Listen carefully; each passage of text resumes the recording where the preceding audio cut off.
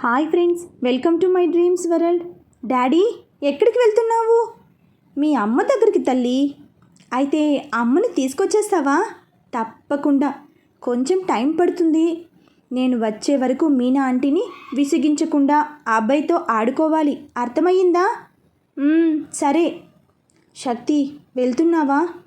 అవును మీనా, నీవి జాగ్రత్త. నేను చూసుకుంటాను, కానీ జాగ్రత్త శక్తి. ఐశ్వర్యకి గతం గుర్తు చేసే ప్రాసెస్లో తనకేం కాకుండా చూసుకో. తనకి గతం గుర్తుకు రావాల్సిన అవసరం లేదు. నా ప్రేమని ఫీల్ అయితే చాలు. అవును, ఐశ్వర్య నన్ను ప్రేమించి ఆ ప్రేమను తను మనస్ఫూర్తిగా నమ్మగలిగితే చాలు. తనకి గతం గుర్తుకు రాకపోయినా నేను చెప్పేది వింటుంది, ఆలోచిస్తుంది. రంజిత్ చెప్పింది నిజమా కాదా అన్న ఆలోచన తనలో మొదలైతే మెల్లగా తనకి అన్ని నిజాలు తెలుస్తాయి. ఇది సాధ్యమేనా? నా ప్రయత్నం నేను చేస్తాను. చేసేది మంచి పని కాబట్టి ఆ దేవుడే నాకు సహకరిస్తాడు. All the best Shakti. Thank you. వెళ్ళొస్తాను మీనా. బాయ్ నీవి తల్లి. Bye daddy. నవ్వుతూ అక్కడి నుండి బయటకు వెళ్ళిపోయాడు. ఐశ్వర్యని కలవబోతున్నాను అన్న ఆనందంతో. శక్తి మనసు ఉరకలేస్తూ ఉంది. బైక్ మీద వెళ్తూ దారిలో గుడి కనిపించడంతో గుడి లోపలికి వచ్చాడు. సారీ, ఆ రోజు కోపంలో నిన్ను పూజించడం వేస్ట్ అని అన్నాను. ఏమి అనుకోకు. చిన్నప్పటి నుంచి మా నాయనమ్మ ఆ పూజ అని ఈ పూజ అని నన్ను గుళ్ళు గోపురాలు తిప్పుతూనే ఉంది. ఆ పూజల ఫలితమో ఏమో నా ప్రేమని, నా సంతోషాన్ని తిరిగి నాకు ఇచ్చావు. చాలా థ్యాంక్స్ దేవుడా. ఇంతకు మించి నీకేం చెప్పలేను. త్వరగా నన్ను నా ఐశ్వర్యని కలిపేయి. నీ గుడి చుట్టూ పోర్లు దండాలు పెడతాను. ఓకేనా? వెళ్ళొస్తాను. శక్తి వెనక్కి తిరిగేసరికి ఐశ్వర్య, మానస గుడి లోపలికి వస్తూ కనిపించారు. సంతోషంతో వెనక్కి తిరిగి మళ్ళీ దేవుడి విగ్రహం వైపు చూస్తాడు. హో గాడ్, ఇంత త్వరగా నా కోరికను తీరుస్తావనుకోలేదు. మొదటిసారి మా ప్రేమకి పునాది ఇక్కడే పడింది. రెండోసారి కూడా నువ్వే హెల్ప్ చేయాలి, సరేనా? ఐశ్వర్యతో మాట్లాడుతూ శక్తిని చూస్తుంది మానస. బావగారు ఏంటి ఇక్కడున్నారు? అసలు నిన్న డాడీ బావగారితో ఏం మాట్లాడి ఉంటారు? అక్క గతం మర్చిపోయింది, అది గుర్తు చేసే ప్రయత్నం చేస్తే తన ప్రాణానికి ప్రమాదమని డాడీ తనకి పెళ్ళైన విషయం, పాప పుట్టిన విషయం ఏది చెప్పలేదు. ఇప్పుడు బావగారు అక్కకి గతం గుర్తు చేసే ప్రయత్నం చేస్తే తనకి చాలా ప్రమాదం.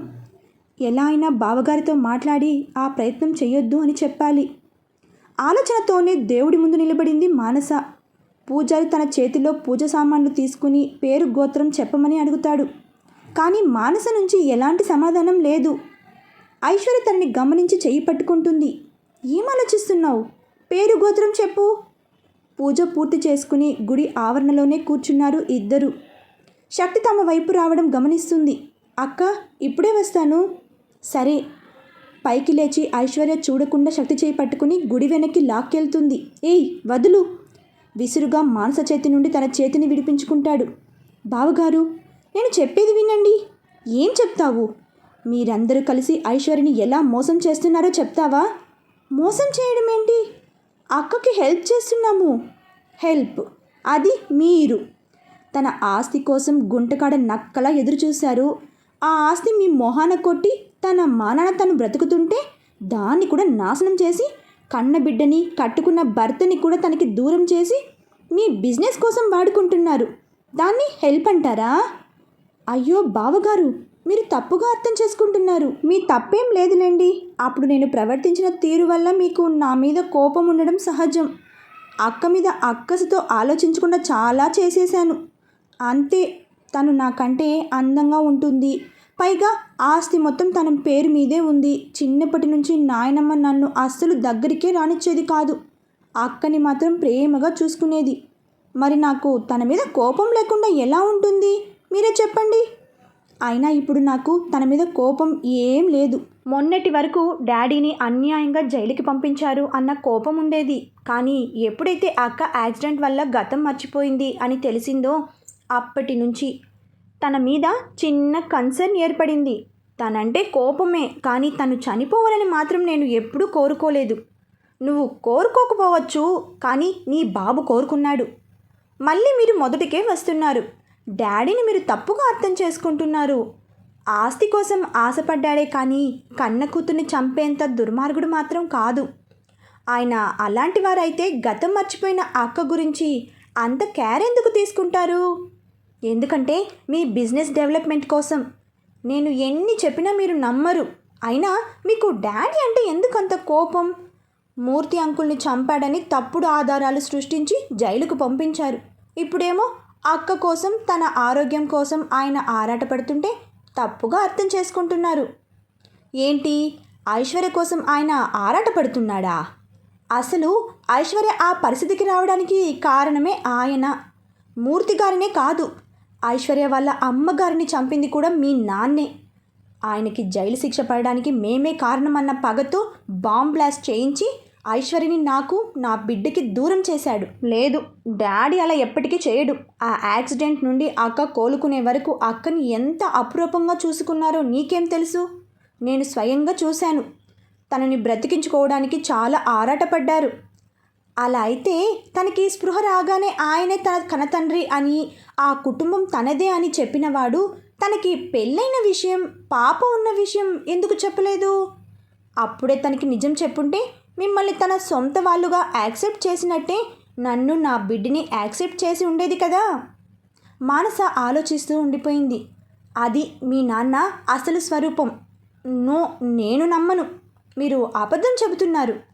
మీ గురించి, పాప గురించి చెప్పకపోవడానికి ఏదైనా రీజన్ ఉండి ఉంటుంది. అబద్ధం చెప్పాల్సిన అవసరం నాకు లేదు. నువ్వు నమ్మినా నమ్మకపోయినా ఇదే నిజం. ఇవన్నీ నీకు తెలియకుండా జరిగాయి అంటే నేను నమ్మలేను. ఒకవేళ నిజంగానే నీకు తెలియకుండా జరిగాయి అంటే మీ నాన్న విషయంలో నువ్వు కూడా జాగ్రత్తగా ఉండు. లేదంటే ఐశ్వర్యకి పట్టిన గతే నీకు పడుతుంది. ఆయన అవసరానికి కన్న కూతుర్ని కూడా నడి రోడ్డు మీద నిలబెట్టే రకం. Take care. శక్తి అక్కడి నుండి వెళ్ళిపోయాడు.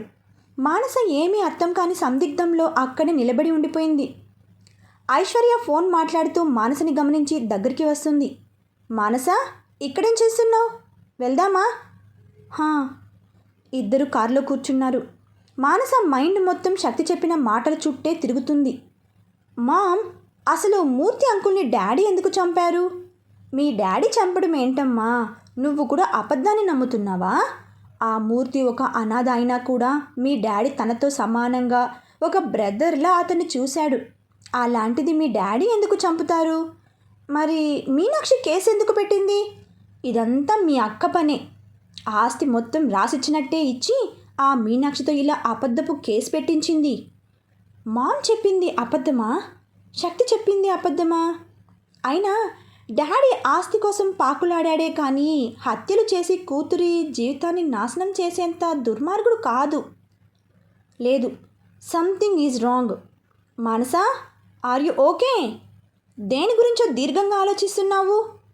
అతను నిన్నేమైనా ఇబ్బంది పెట్టాడా? ఎవరక్క? అదే, నిన్న మన ఇంటికి వచ్చి గొడవ చేసిన వ్యక్తి. ఇప్పటి వరకు అతనితో మాట్లాడావు కదా, చెప్పు. అతను ఏదైనా ప్రాబ్లం చేస్తున్నాడా? చాచా, అదేం లేదక్క. అతను మంచివాడే. మరి నాతో అలా ఎందుకు మాట్లాడాడు? డాడీ కాలర్ ఎందుకు పట్టుకున్నాడు? అది ఏం లేదక్క. ఏదో చిన్న మిస్అండర్స్టాండింగ్. అంటే అతనెవరో నీకు ముందే తెలుసా? తెలుసు. ఎవరు? నీ భర్తే అని నీకు ఎలా చెప్పాలి? డాక్టర్ నీకు గతం గుర్తు చేసే ప్రయత్నాలు చేస్తే ప్రమాదం అన్నారు. బావగారేమో నీకు గతం గుర్తు చేయడానికి ప్రయత్నిస్తున్నారు. ఏం జరుగుతుందో ఏంటో. మనసా, మాట్లాడవేంటే? ఎవరెతను? అవని నువ్వు డాడీని అడుగక్క. ఓకే, డాడీనే అడుగుతాను. కార్ ఇంటి దగ్గర ఆగడంతో ఇద్దరు లోపలికి వచ్చారు. రంజిత్ హాల్లోనే కూర్చుని ఉన్నాడు. ఇద్దరిని చూసి నవ్వుతూ దగ్గరికి వస్తాడు. ఏంట్రా ఇంత లేట్? మీకోసమే చూస్తున్నా. రండి, బ్రేక్ఫాస్ట్ చేద్దాం. డాడ్, మీతో కొంచెం మాట్లాడాలి. చెప్పు ఐశ్వర్య, ఏంటి? నిన్న వచ్చిన వ్యక్తి ఎవరు? అసలు అతను మీ కాలర్ ఎందుకు పట్టుకున్నాడు? మీరెందుకు అతన్ని ఏమీ అనలేదు? ఏంటి ఇలా అడుగుతుంది? డౌట్ వచ్చి ఉంటుందా? మేనేజ్ చేయాలి. చెప్పండి డాడీ. అతనెవరో నాకు తెలియదమ్మా. అతని భార్య చనిపోయిందంట. ఏదో ఫ్రస్ట్రేషన్లో ఉన్నాడు పాపం, అందుకే వదిలేశాను. మరి నేను తన భార్యని అని ఎందుకన్నాడు? చెప్పాను కదా ఐశ్వర్య, ఫ్రస్ట్రేషన్లో ఉన్నాడు అని. ఏదో కన్ఫ్యూజ్ అయ్యాడు పాపం, అంతే. ఐశ్వర్య ఆలోచిస్తూ ఉండిపోయింది. అతని గురించి ఇప్పుడెందుకు? పద, బ్రేక్ఫాస్ట్ చేద్దాం. సరే డాడ్, 2 మినిట్స్. ఐశ్వర్య తన గదికి వెళ్ళిపోయింది. మానస ఆలోచిస్తూనే డైనింగ్ టేబుల్ ముందు కూర్చుంది. శక్తి మాటలే చెవిలో మారుమ్రోగుతున్నాయి. మానస, ఏంటి అలా ఉన్నావు? మిమ్మల్ని ఒక విషయం అడగొచ్చా డాడ్? అడుగు. ఇవాళ గుడిలో శక్తి కలిశాడు. శక్తితో జరిగిన డిస్కషన్ మొత్తం రంజిత్తో చెబుతుంది. ఇలా అడుగుతున్నానని తప్పుగా అనుకోకండి. మీ మీద అనుమానంతో కాదు, నమ్మకంతోనే అడుగుతున్నాను. శక్తి చెప్పినవన్నీ అబద్ధమే కదా డాడ్? అవును, ముమ్మాటికి అబద్ధమే. మీ డాడీ అంత దుర్మార్గుడని నీకు అనిపిస్తుందా? చాచా, లేదు డాడ్. కన్ఫర్మేషన్ కోసం అడిగాను అంతే. Sorry dad. మానస, నువ్వు ఎవరి మాటలు వినకు. ఈ ప్రపంచంలో నీకు మంచి చెప్పేది చేసేది తల్లిదండ్రులు మాత్రమే. మిగతా వాళ్ళు ఏం చెప్పినా వాళ్ళ స్వార్థం కోసమే. అర్థమైందా? Okay dad. మీ అక్క వస్తుంది. ఇక ఈ విషయం గురించి ఎప్పుడు మాట్లాడకు. అలాగే డాడ్. ఆఫీస్లో బోర్డ్ మెంబర్స్ మీటింగ్ జరుగుతుంది. రంజిత్ కూడా ఆ మీటింగ్కి అటెండ్ అయ్యాడు. ఐశ్వర్య వాళ్ళతో మాట్లాడుతూ ఉండగా డోర్ తెరుచుకుంది. ప్యూన్ భయంతో అక్కడే నిలబడి ఉన్నాడు. మీటింగ్ జరుగుతుందని తెలుసు కదా, ఎందుకు వచ్చావు? మేడం, అది ఎవరో ఒక అతను వచ్చారు. ఈ మీటింగ్ హాల్లోకి తనని కూడా పంపించమని గొడవ చేస్తున్నాడు. ఎవరు? శక్తి సార్ మేడం. ఎక్కడున్నారు? బయటే ఉన్నారు. ఐశ్వర్యతో పాటు అందరూ ఆ రూమ్ నుండి బయటికి వచ్చారు. ఆఫీస్ స్టాఫ్ మొత్తం శక్తి చుట్టూ గుమికూడారు. ఐశ్వర్యని చూసి అందరూ ఎవరి సీట్లో వాళ్ళు కూర్చున్నారు. కోపంగా దగ్గరికి వెళ్ళి భుజం మీద చెయ్యి వేస్తుంది. శక్తి నవ్వుతూ వెనక్కి తిరిగి ఐశ్వర్యని చూస్తాడు. హాయ్ స్వీట్ హార్ట్, నువ్వా? హా, మరి ఇంకెవరనుకున్నావు? నీ దగ్గరికి ఇలా వచ్చే ధైర్యం నేను తప్ప ఇంకెవరు చేస్తారు చెప్పు? ఇంటికి వచ్చి గొడవ చేస్తే వదిలేశాను కదా అని ఆఫీస్లో గొడవ చేస్తే మాత్రం వదిలిపెట్టను. నిన్ను వదలమని ఎవరు చెప్పారు బంగారం? I am your property. నీ ఇష్టం వచ్చినట్టు వాడుకో. షటప్. ముందు ఇక్కడి నుండి బయటకు వెళ్ళు. అరే, అలా ఎలా వెళ్తాననుకున్నావు? నిన్ను వదిలిపెట్టే సమస్యే లేదు. సెక్యూరిటీ! ఐశ్వర్య గట్టిగా అరవడంతో సెక్యూరిటీ ఇద్దరు లోపలికి వస్తారు. ఇతన్ని బయటికి పంపించండి. అలాగే మేడం. ఒక సెక్యూరిటీ ముందుకు రాబోతుంటే రెండో వ్యక్తి అతన్ని ఆపుతాడు. ఆగు, ఎక్కడికి వెళ్తున్నావు? అతను ఎవరనుకుంటున్నావు? ఐశ్వర్య మేడం వాళ్ళ హస్బెండ్. ఏంటి? అవును, నువ్వు కొత్తగా చేరావు కదా, నీకేం తెలీదు. సైలెంట్గా ఉండు. ఏంటి మీ గుసగుసలు? ముందు ఇతన్ని బయటికి పంపించండి. అది ఏంటి అది ఇది అంటూ? చెప్పింది చెయ్యండి. ఇద్దరు అయోమయంగా శక్తి వైపు చూస్తారు. నన్ను పంపించే హక్కు ఇక్కడ ఎవ్వరికీ లేదు. ఎందుకంటే నేను నీ పార్ట్నర్ని కదా. ఏంటి? అదే, ఈ కంపెనీలో నేను పార్ట్నర్నే. ఏం మాట్లాడుతున్నావు? నువ్వు పార్ట్నర్వి ఎలా అవుతావు? ఎలా అంటే మీ షేర్ హోల్డర్స్ అందరూ వాళ్ళ షేర్స్ నాకు అమ్మేశారు. ఐశ్వర్యతో పాటు రంజిత్ కూడా షాక్తో వాళ్ళ వైపు చూస్తాడు. అందరూ మౌనంగా ఉండిపోయారు. చెప్పండి బాబాయిలు, మీ షేర్స్ అన్నీ ఇప్పుడు నా పేరు మీదకి మారాయి అని వీళ్ళకి అర్థమయ్యేలా చెప్పండి. ఏంటిది? అతను చెప్పేది నిజమా? నిజమే మేడం. మా షేర్స్ అన్నీ 10% ప్రాఫిట్తో శక్తి గారు కొనేశారు. ఆ విషయం చెప్పాలనే మేము ఈ మీటింగ్కి వచ్చాం. రంజిత్ షాక్తో శక్తి వైపు చూస్తాడు. శక్తి నవ్వుతూ రంజిత్ దగ్గరికి వచ్చి ఎదురుగా నిలబడి తనకి మాత్రమే వినిపించేలా మాట్లాడతాడు. షేర్ హోల్డర్స్ని బెదిరించి వాళ్ళ ఇన్వెస్ట్మెంట్స్ మొత్తం హోల్డ్ చేశావు. దాంతో వాళ్ళు నన్ను అప్రోచ్ అయ్యారు. వాళ్ళ ఇన్వెస్ట్మెంట్ని ప్రాఫిట్తో ఇచ్చి వాళ్ళ షేర్స్ నేను కొన్నాను మావా. రంజిత్ అలానే చూస్తూ నిలబడ్డాడు. అప్పుడు షాక్ అయితే ఎలా మామా? ముందు ముందు ఇలాంటివి చాలా ఉంటాయి. ఆ షాక్లు తట్టుకోవడానికి సిద్ధంగా ఉండు. వాళ్ళ షేర్స్ కొనేంత డబ్బు నీకెక్కడిదిరా? మీ అత్తయ్య రూపాదేవి గారు, అదే ఐశ్వర్య వాళ్ళ అమ్మమ్మ గారు 2 సంవత్సరాల క్రితం చనిపోయారు. ఆవిడ చనిపోవడానికి ముందు ఆవిడ ఆస్తి మొత్తాన్ని నా కూతురు పేరు మీద రాసిచ్చింది. నా కూతురి భవిష్యత్తు కోసం. ఇచ్చిన ఆస్తిని నా కూతురికి అమ్మని తిరిగివ్వడానికి ఉపయోగించాను. శక్తి, రంజిత్ ఏం మాట్లాడుకుంటున్నారో వినపడకపోవడంతో ఐశ్వర్య దగ్గరికి వస్తుంది. డాడ్, ఏమైంది? ఏం లేదు, వెళ్దాం పదా. ఆగండి, నా పార్ట్నర్ని అలా ఎలా తీసుకెళ్ళిపోతారు? కంపెనీ విషయాలు డిస్కస్ చేయాలి. మీ కూతుర్ని వదిలేసి మీరు వెళ్ళండి. కుదరదు. నేను అదే చెప్తున్నా. మీ కూతుర్ని నన్ను విడదీయడం కుదరదు. ఇప్పుడు కంపెనీ డీలింగ్ ఏదైనా సరే మా ఇద్దరి పర్మిషన్ లేకుండా జరగలేదు. డాడ్, నేను చూసుకుంటాను, మీరు వెళ్ళండి. అది కాదు ఐశ్వర్య, అతను చెప్పింది నిజమే డాడ్. కంపెనీ డీలింగ్స్ ఏవైనా మా ఇద్దరి ఆధ్వర్యంలోనే జరగాలి. ప్లీజ్ మీరు వెళ్ళండి, నేను మేనేజ్ చేశాను. సరే జాగ్రత్త. Okay dad. శక్తిని కోపంగా చూస్తూ అక్కడి నుండి బయటికి వెళ్ళిపోయాడు. ఐశ్వర్య శక్తి వైపు తిరిగి క్యాబిన్లోకి రమ్మని సైగ చేసి వెళ్ళిపోయింది. వెనక్కే లోపలికి వచ్చాడు. అసలు నీకు మా డాడీకి మధ్య ప్రాబ్లం ఏంటి? నువ్వే ఏంటి అంటే 5 నిమిషాలకి ముందు నాకు మీ డాడీకి మధ్య నువ్వేగా ఉన్నావు. ఐశ్వర్య తననే చూస్తూ నిలబడింది. మరి అలా చూడకు బంగారం, నాకు దిష్టి తగులుతుంది. నీ క్యారెక్టర్ ఏంటో నాకు అర్థం కావటం లేదు.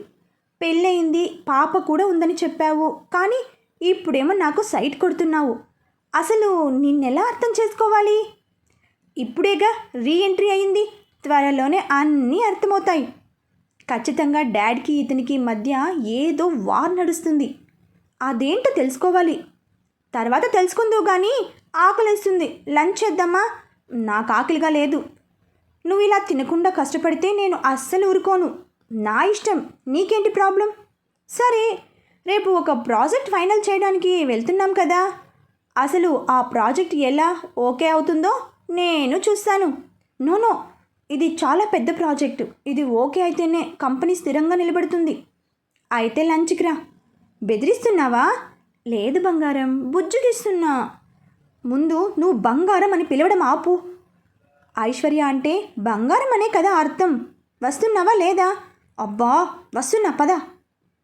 మన శక్తి ఐశ్వర్యని ఎలా తన దారికి తెచ్చుకుంటాడో తర్వాతి అప్డేట్స్లో తెలుసుకుందాం. ఫ్రెండ్స్, మీకు ఈ నవల నచ్చినట్లయితే లైక్ చేయండి, సబ్స్క్రైబ్ చేయండి, బెల్ ఐకాన్ ప్రెస్ చేయండి. బాయ్ ఫ్రెండ్స్, రేపు మరొక భాగంతో కలుసుకుందాం.